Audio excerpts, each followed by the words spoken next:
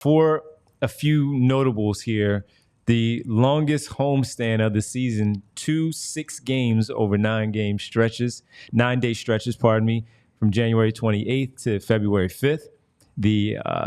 And that is 6 games over 9 day stretch there, starting with the Los Angeles Lakers and concluding with the Miami Heat on February 5th. So January 28th all the way through February 5th. This pair of 6 game road trips, First is the Christmas tip-off on Christmas, continues through January 4th against Boston. So big schedule there. And then the next one is March 16th through the 24th, starting with the Dallas Mavericks, which is part of the Texas trip, Dallas and Houston, and it concludes in New Orleans on March 24th. Dallas-Houston back-to-back will not be a fun one. No, it's not. Because Houston's on the rise. Dallas, obviously, fresh off a finals trip. And now after their roster is more solidified at this point, right? They made the deadline moves. And so presumably they will be firing on all cylinders in the regular season. I think Dallas, now that they have found their identity potentially, unless the loss of the switch out of Derek Jones Jr. for Najee Marshall is some giant deal, I think they're gonna really cook. Yeah, I agree with you. Sixers have 19 weekend games at the center. 8 ruining Fridays, my life, ruining all our lives. 8 Fridays, 5 Saturdays, 6 Sundays in South Philadelphia. You ready for that? Yeah. No, I mean, it's trying to think. Where's like a really soft part of the schedule? There's nothing. Honestly, the start is pretty tough. Like, I mean, you got Toronto and Detroit in there, so it's not. But starting off with Milwaukee and Indy, and you've got Phoenix and the Clippers and the Lakers. Like, there's pretty good measuring stick games early. It's always good to get those games early because most teams are at full strength.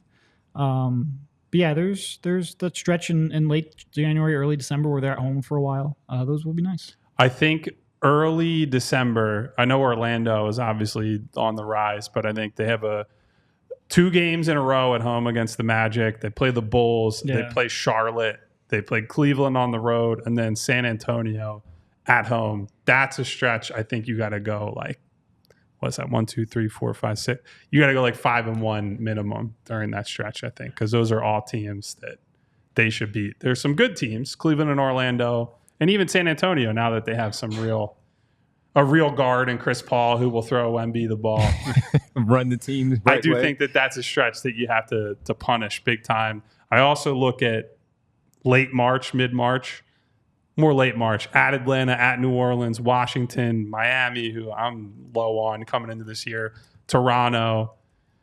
Those are winnable games down the stretch. There's not really, though. It's not like last year where we looked at December and said, boy, this stretch is just a bunch of bums. They're sprinkled in between good teams. And maybe that speaks to the quality of the league, or like the average team is better now than maybe it was a few years ago, and maybe it was even last season. Like, for example, Memphis was a team last year that was the Walking Dead. And so by the time you get to play them, that's a basically guaranteed 2-0 as long as you show up for the Sixers. Now they have Ja Morant back. Now Marcus Smart is going to be here this season. Desmond Bane will be healthy. All their guys will be healthy, presumably. And so when you play them early in the season at full strength, that's a much different opportunity than it was last year. So I think on average, every game will be harder because of things like that. Can't wait to see Joel early against Edey once they put him out there. That's going to be fun. I will say, depending on Miami and how seriously they take the regular season, and quite frankly, just whether or not Jimmy takes a step back, the end of the season is pretty favorable. Yes. In the last 14 games, you've got San Antonio, Atlanta, Washington, Miami, Toronto, Miami again, Washington, Atlanta, Chicago. So you've got a good chunk, 8 or 9 very winnable games there at the end, depending on the strength of Miami. So I think they have a chance to end strong. Now, again, you never know health at the end of the year. You never know motivation at the end of the year. They could have something locked up. They might not have much to play for. They're, trying to get set up for the playoffs. But if they need those games, there's a pretty soft end of the schedule there. And another month of March where they have more road games than home games. 7 home, 10 road. Last couple of seasons, it's been 5 and 12. Basically, that was the balance there. 5 and 12. This year is 7 and 10. So they helped them out a little bit.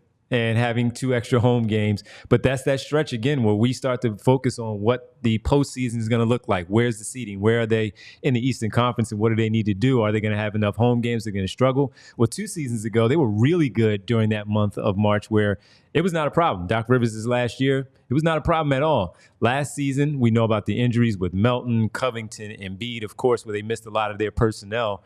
That month was really tough for them. They did do a little bit better than expected, thanks to the heroics of Tyrese Maxey and a few others. But 7-10 this year in March is much better than we've seen over the past 2 seasons. April, 7 games, 4 home, 3 road before you get to the postseason. So 17 games in March, 17 in January. As you mentioned, that January stretch, 9 home, 8 road there for the Philadelphia 76ers. The gap that we know now because of the NBA Cup, the week of December 8th will not be announced, as we found out last season for the first time, until the conclusion of the group play for the NBA Cup. So anybody looking at the schedule and wondering what's going on, remember it's the NBA Cup, and that's where things will be set after things are finished with the group play stage for the NBA Cup 2024. Mm-hmm.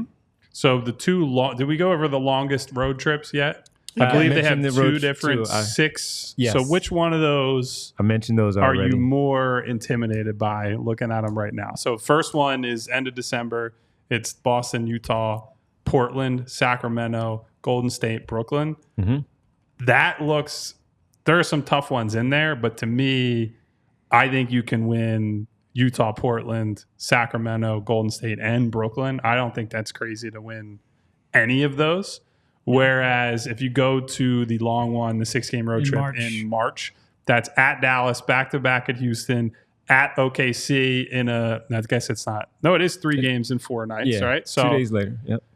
OKC, at San Antonio, and then at Atlanta, at New Orleans. So that one feels like the toughest road trip I agree. of the year to me. Part of that is because I don't believe in Utah, I don't believe in Portland, don't believe in Golden State, and Brooklyn is a nothing team. Sacramento and Boston in that December trip are the toughest games.